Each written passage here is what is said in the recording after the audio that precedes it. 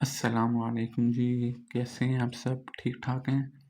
मैं उम्मीद करता हूँ कि आप सबकी सेहत और ज़िंदगी ठीक ठाक चल रही होगी। आज की इस वीडियो के अंदर हम एक्सरसाइज 1.3 के पहले 4 क्वेश्चंस को डिस्कस करेंगे। तो आइए चलते हैं सॉल्यूशन की तरफ। पहले क्वेश्चन की स्टेटमेंट आपके सामने दी हुई है।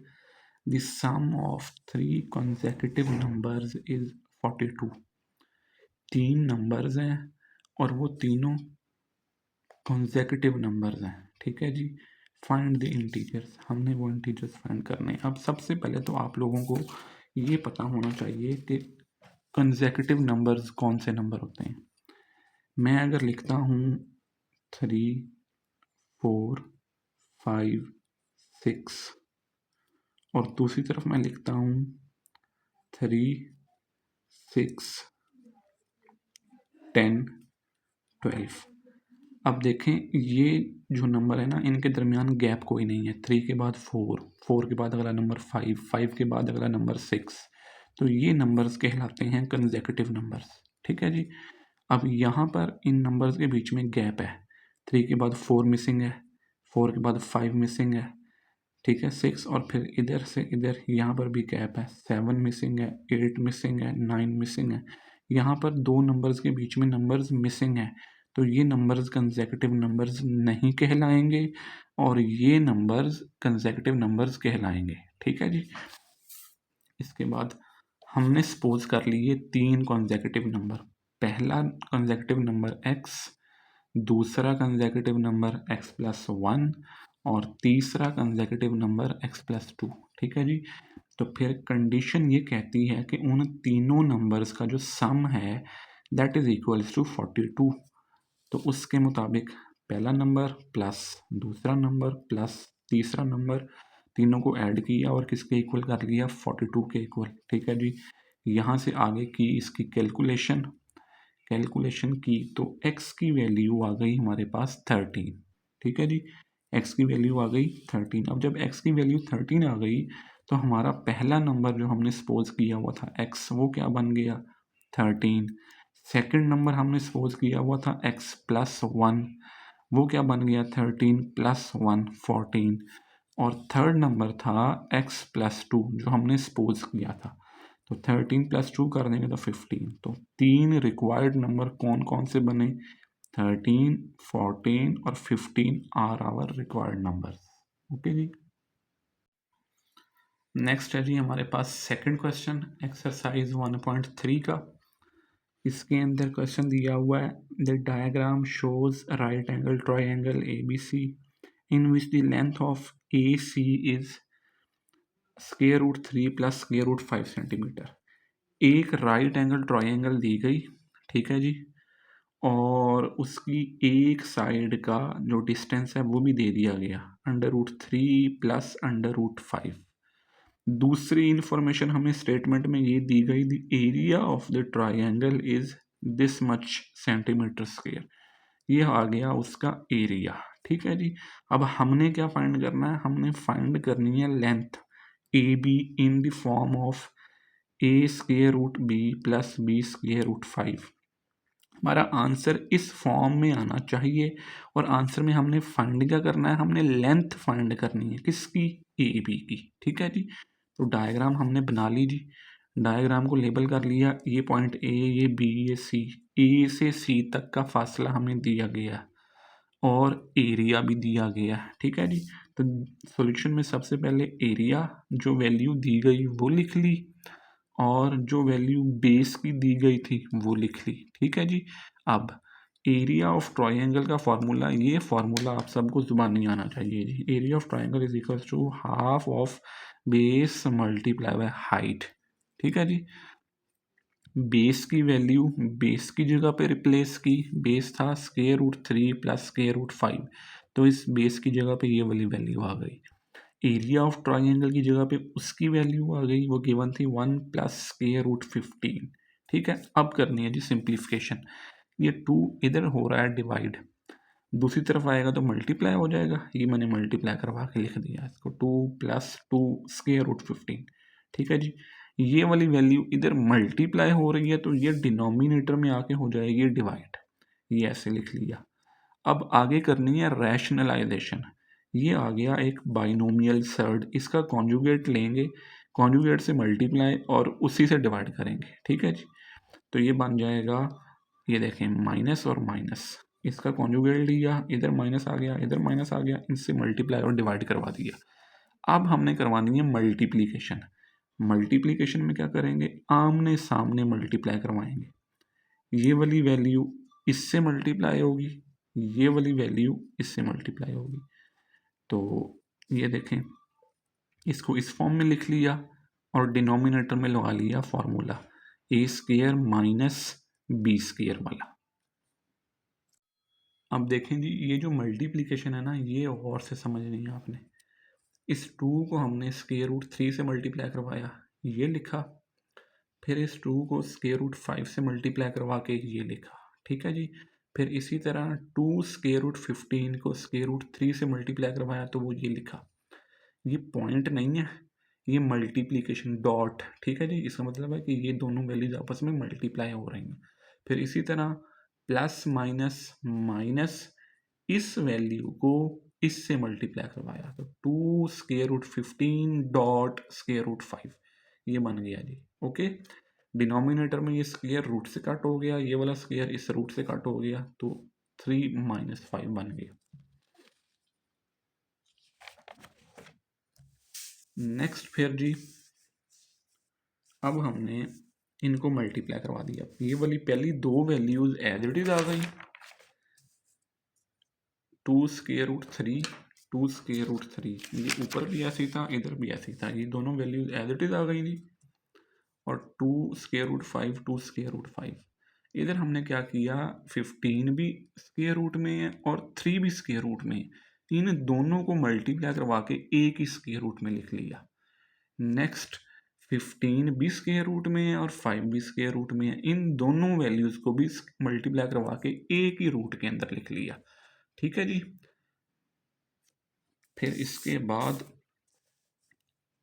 ये फिर first value as it is, second value as it is, 45 का ले लिया हमने एलसीएम। 45 का जब एलसीएम लिया तो 45 can also be written as 3 का स्क्वायर मल्टीप्लाई बाय 5। इसी तरह 75 can also be written as 3 multiply by 5 का स्क्वायर, ठीक है जी। तो फिर अगले स्टेप में ये दोनों वैल्यूज एज इट इज, ये दोनों वैल्यूज तब्दीली हुई है, इधर भी ऐसी ही थी, इधर भी ऐसी ही आई, इधर भी ऐसी आई, ठीक है। इधर कैलकुलेशन का हम कर रहे हैं, तो इसको ये स्क्वायर इस स्क्वायर रूट से कैंसल आउट होके बाहर आ गया, सिंपल 3, और उस 3 को इस 2 से मल्टीप्लाई करवाया तो ये बन गया 6, और ये वाला square root 5 as it is, ये 5 का स्क्वायर इस रूट से कैंसल आउट होके बाहर आ गया तो 5 2 ज़ा 10 हो गया, और ये वाला square root 3 as it is आ गया जी, ठीक है जी। अब देखें, ये स्टार वाली वैल्यू और ये स्टार वाली वैल्यू, इनमें एक चीज़ कॉमन है, दैट इज अंडर रूट 3, तो हमने उनको इकट्ठा करके लिख लिया, और ये जो जिन वैल्यूज पर टिक लगा हुआ है इनको हमने इकट्ठा करके लिख लिया, ठीक है जी। तो अब इन दोनों वैल्यूज में से अंडर रूट 3 कॉमन आ रहा है, अंडर रूट 3 कॉमन आ गया तो अंदर बच गया 2 माइनस 10, ये आ गया। इधर से और इधर से स्क्वायर रूट ऑफ 5 कॉमन आ रहा है, वो ले लिया, और थर्ड वाली ये जैसे फैक्टराइजेशन करते होते हैं ना, ये वाला स्टेप बिल्कुल वैसे किया हुआ है। थर्ड वैल्यू का साइन कॉमन ले लिया और स्क्वायर रूट 5 कॉमन ले लिया, तो अंदर क्या बचा, 2 माइनस बाहर चले गया हुआ तो इन दोनों के साइन तब्दील हो जाएंगे, ये बन जाएगा प्लस का 2 और ये बन जाएगा माइनस का 6, ठीक है जी। सिंप्लीफिकेशन की, सिंप्लीफिकेशन करने के बाद ये बन गया -8 into square root 3 plus 4 square root 5, denominator में 2 एज इट इज चल रहा है, ठीक है जी। तो अब क्या किया, अब इस डिनोमिनेटर को दोनों वैल्यूज पे डिस्ट्रीब्यूट कर दिया, इसके डिनोमिनेटर में भी लिख लिया और नेक्स्ट इसके डिनोमिनेटर में भी लिख लिया, ठीक है जी। इसकी कटिंग की, 2 1 ज़ा 2, 2 4 ज़ा 8, माइनस से माइनस कैंसिल आउट तो 4 स्क्वायर रूट 3 प्लस माइनस ये भी माइनस हो गया, 2 1 ज़ा 2, 2 2 ज़ा 4, तो ये बन गया 2 स्क्वायर रूट 5। तो ये था हमारा फाइनल आंसर जो हमें चाहिए था। नेक्स्ट है जी इसके बाद थर्ड पार्ट, जिसकी स्टेटमेंट है, a rectangle has sides of length 2 plus square root 18 metre and 5 minus 4 over square root 2 metres. अब एक रेक्टेंगल दे दी, ठीक है जी, जिसकी दो साइड्स की लंबाई भी हमें बता दी गई, length of two sides is given. अब हमने क्या करना है, हमने करना है express the area of the rectangle in the form of, जो रेक्टेंगल का एरिया है ना, हमने उसको इस फॉर्म में लिखना है, A plus B square root of 2, ठीक है जी, where A and B are integers. A और बी कोई भी डिफरेंट नंबर्स हो सकते हैं, इंटीजर्स हो सकते हैं, ठीक है जी। तो हमने रेक्टेंगल ड्रॉ कर ली, एक साइड को ये लेंथ दे दी, दूसरी साइड की तरफ ये लेंथ आ गई, ये दोनों लेंथ हमें स्टेटमेंट में दी गई थी, ठीक है जी। तो इसके लिए हम यूज करेंगे फॉर्मूला एरिया ऑफ रेक्टेंगल। अब एरिया ऑफ रेक्टेंगल होता है लंबाई ज़रब चौड़ाई, लेंथ मल्टीप्लाई बाय विड्थ, ठीक है जी। तो लेंथ की वैल्यू दी गई थी, विड्थ की वैल्यू भी दी गई थी, दोनों वैल्यूज पुट की। अब आना है कैलकुलेशन की तरफ। कैलकुलेशन गौर से देखनी है आप सब ने। 2 को मल्टीप्लाई करवा दिया 5 से, 10 हो गया। ये वाला 2 इसके साथ मल्टीप्लाई होगा, plus minus minus 2 dot 4 over square root 2। अब डॉट का मतलब मल्टीप्लीकेशन है, मैंने पहले आपको बताया। डॉट का मतलब पॉइंट या डेसिमल नहीं है, इशारिया नहीं है, बल्कि मल्टीप्लीकेशन है, ठीक है जी। इसी तरह ये इधर मल्टीप्लाई बना होगा तो ये बन जाएगा 5 स्क्वायर रूट 18। ये वाली वैल्यू इधर मल्टीप्लाई होगी तो हम इसको लिख सकते हैं माइनस स्क्वायर रूट, माइनस कैसे आया, प्लस माइनस माइनस, ठीक है जी, square root 18.4 over square root 2, यहाँ तक। अब देखें, अगर इस टाइम में मैंने इस 2 को सिंप्लीफाई किया हुआ, इस 2 को मैंने लिखा square root 2 dot square root 2, ठीक है जी। ये आ गया और 18 का एलसीएम ले लिया, इधर भी ले लिया, इसकी जगह पे ये वाली वैल्यू बन गई, और इधर भी ले लिया, उसकी जगह पे भी सेम वैल्यू बन गई, ठीक है जी। तो अब ये वाला स्क्वायर रूट 2 इस स्क्वायर रूट 2 के साथ कैंसिल आउट हो गया, ये वाला 3 का स्क्वायर इस स्क्वायर रूट के साथ कैंसिल आउट हो गया, 10 एज इट इज आ गया। ये वाली वैल्यू कैंसिल आउट हो गई थी तो बचा 4 स्क्वायर रूट 2, ये ऐसे आ गया। अब ये वाला 3 स्क्वायर जब कैंसिल आउट हो गया इसके साथ, तो 3 आ जाएगा स्क्वायर रूट के बाहर, 3 5 जा 15, ये बना, और साथ में under root 2 as it is आ गया। इसका भी स्क्वायर इस स्क्वायर रूट से कैंसिल होके बाहर आ गया, तो ये बन गया 3 square root 2 dot 4 over square root 2। ये वाला स्क्वायर रूट इसके साथ कैंसिल आउट हो गया, ठीक है जी। तो ये बन गया 10, ये वाली वैल्यू भी एज इट इज, ये वाली वैल्यू भी एज इट इज, 4 3 ज़ा 12, ठीक है जी, ये 12 आ गया। अब यहाँ पर फिर दोबारा जिन वैल्यूज़ पर टिक लगा हुआ है उनको अलहदा करके लिख लिया और बाकियों को अलहदा करके लिख लिया, ठीक है जी। इनको सॉल्व किया तो बन गया -2, और दूसरी तरफ बन गया +11 स्क्वायर रूट ऑफ 2। अब नेक्स्ट है जी क्वेश्चन नंबर 4 हमारे पास। क्वेश्चन नंबर 4 के अंदर ये बताया गया है दैट 2 नंबर्स जिनका सम है 68 और उनका डिफरेंस है 22, हमने वो दो नंबर्स फाइंड करने हैं, ठीक है जी। तो सबसे पहला काम हम ये सपोज कर लेंगे, लेट जो हमारा फर्स्ट नंबर है वो इक्वल है x के, ठीक है जी, और सेकंड नंबर है इक्वल्स टू y। तो पहली कंडीशन क्या है, जिनका sum whose sum is 68, according to first condition, हमारी पहली कंडीशन के मुताबिक इन दोनों का जो सम है दैट इज इक्वल्स टू 68। ये हो गई इक्वेशन नंबर 1, ठीक है जी। और अकॉर्डिंग टू सेकंड कंडीशन, जो हमारी दूसरी कंडीशन है, दूसरी कंडीशन ये कहती है कि उन दोनों नंबर्स का जो डिफरेंस है दैट इज इक्वल्स टू 22। तो अब हमने इन दोनों इक्वेशंस को सॉल्व कर लेना है, ठीक है। हम लिखेंगे एडिंग इक्वेशन 1 एंड 2। मैं 1 और 2 को ऐड कर रहा हूँ। मैं ऐड क्यों कर रहा हूँ? क्योंकि मैं बेसिकली y को ख़त्म करना चाहता हूँ।